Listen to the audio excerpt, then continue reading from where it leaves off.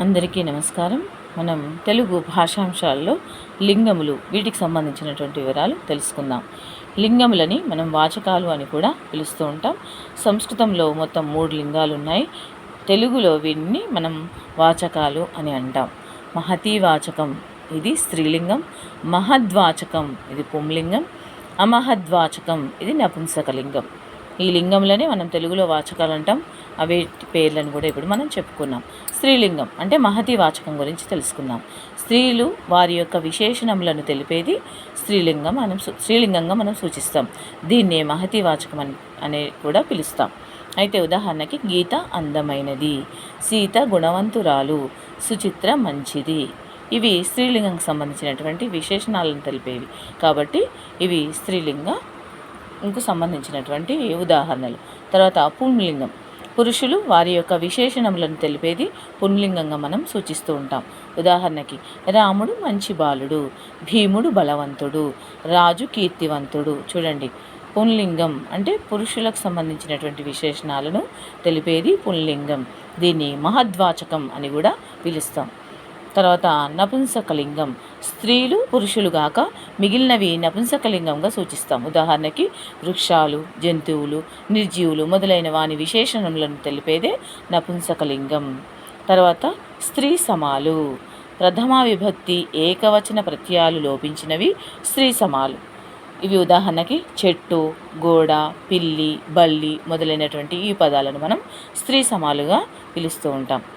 క్లీబ సమాలు, దీనికి నిర్వచనం ము వర్ణకం చివర గల శబ్దాలు క్లీబ సమాలు అవుతాయి. ఉదాహరణకి అల్లము, వృక్షము, శరణము మొదలైనవి ము అని వస్తుంది చూడండి ఇక్కడ. తర్వాత మహన్మహత్యర్థకము, ఒకే పదం పురుషవాచకం స్త్రీవాచకం అయిన ఎడల దానిని మహన్మహత్యర్థకము అని పిలుస్తుంటాం. ఉదాహరణకి బిడ్డ, శిశువు, చుట్టము, నీవు, నేను మొదలైనటువంటి ఈ పదాలన్నీ కూడా మనం మహన్మహత్యర్థకము అని అంటాం. అంటే చూడండి, బిడ్డ అంటే అది ఆడ కావచ్చు మగ కావచ్చు, శిశువు అంటే ఆడ కావచ్చు మగ కావచ్చు, చుట్టం అంటే అక్కడ చుట్టాలు ఆడవాళ్ళు కావచ్చు మగవాళ్ళు కావచ్చు, నీవు, నేను దీంట్లో కూడా అంతే, ఆడవాళ్ళు కావచ్చు మగవాళ్ళు కావచ్చు.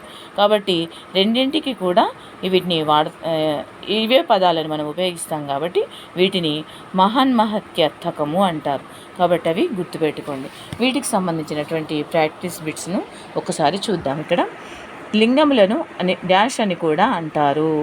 చెప్పుకున్నాం కదా ఇంతకుముందు, లింగములని వాచకములు అని కూడా అంటారు. అంటే వచనములు, వాచకములు, పురుషులు, ధాతువు. దీంట్లో సరి అనేది వాచకములు. తెలుగులో గల లింగములు ఎన్ని? 2, 4, 6, 3 మనం చెప్పుకున్నాం కదా ఇంతకుముందు 3. సునీత మంచిది అను వాక్యం ఈ లింగమును తెలియజేస్తుంది. పుంలింగం, నపుంసకలింగం, స్త్రీలింగం ఏదీ కాదు స్త్రీలింగం.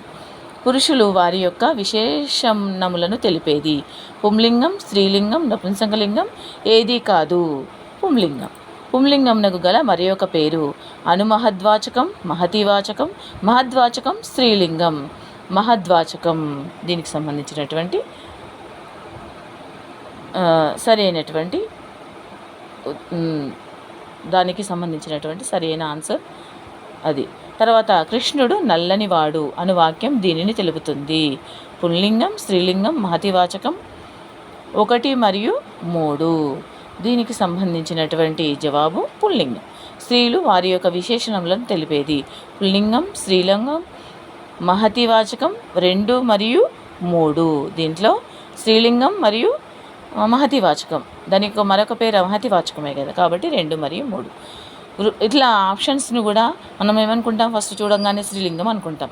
మహతివాచకం అని మర్చిపోయామనుకో, అక్కడ 2 మరియు 3 అనే ఆప్షన్ ఇచ్చాడు కాబట్టి అది అని మనల్ని కన్ఫ్యూజ్ చేయడానికి ఇట్లా ఇస్తాడు. కాబట్టి అది దృష్టిలో పెట్టుకొని గమనించి సరైనటువంటి ఆప్షన్ ఎన్నుకోవాలి. వృక్షాలు, జంతువులు, నిర్జీవులు మొదలైన వాని విశేషణములు తెలుపలేదు అమహద్వాచకం, స్త్రీలింగం, పుల్లింగం, అవ్యయం. దీనికి అమహద్వాచకం అవుతుందని ఇంతకుముందు మనం చదువుకున్నాం కదా. తర్వాత అమహద్వాచకంనకు గల మరి ఒక పేరు స్త్రీలింగం, పుల్లింగం, నపుంసకలింగం ఏదీ కాదు. దీనికి సంబంధించింది నపుంసకలింగం. ప్రథమ విభక్తి ఏకవచన ప్రత్యయాలు లోపించినవి క్లీబ సమాలు, స్త్రీ సమాలు, పురుష సమాలు, మహన్మహత్యార్థకం. దీనికి సంబంధించింది స్త్రీ సమాలు. ము వర్ణకం చివర గల శబ్దాలు స్త్రీ సమాలు, మహన్మహత్యర్థకం, క్లీబసమాలు, పైవన్నీ. దీనికి క్లీబసమాలు ఆన్సర్. చెట్టు అనున్నది దీనికి చెందినది. స్త్రీ సమాలు, క్లీబసమాలు, అవ్యయం, మహత్యర్థకం. దీనికి స్త్రీ సమాలు.